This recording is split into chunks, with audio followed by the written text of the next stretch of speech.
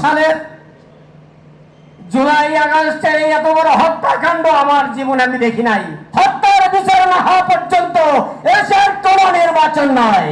এই ছেলেটি আপনাদের কাছে কি চেয়েছিল? ন্যায় এবং ইনসাফ ভিত্তিক একটি সমাজ। এই ক্লাস 10 এর ছাত্র মাহফুজুর রহমান 2025 সালের পরীক্ষার্থী ছিল। তাকে সে পরীক্ষা থেকে তাকে বিতাড়িত করা হয়েছে হত্যা করে। আমি আমার জীবনে আমি সেই 69-এর গণ অভ্যুত্থান দেখেছি, 70-এর নির্বাচন দেখেছি, 71-এর মুক্তিযুদ্ধ আমি দেখেছি।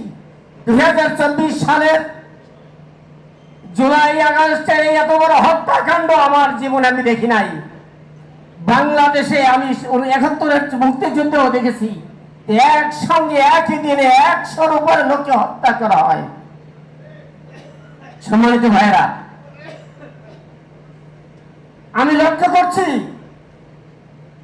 প্রায় 2000-এর উপরে ছাত্র জনতার জীবনের বিনিময়ে একটি নতুন বাংলাদেশ বিনির্মাণের যে একটি স্বপ্নরা দেখেছিল, আজকে একটি মহল তারা চাচ্ছে চাঁদাবাজি সন্ত্রাসী করে তারা আরেকটি ফ্যাসিবাদ কায়েম করতে চায়।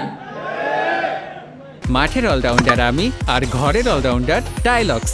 টাইলক্স টয়লেট ক্লিনার, ক্লিন মানেই টাইলক্স।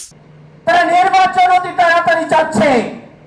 আমি বলবো আমার সন্তান মাহফুজ সহ 2000-এর উপর ছাত্র জনতার হত্যার বিচার না হওয়া পর্যন্ত এসের কোন নির্বাচন নয়।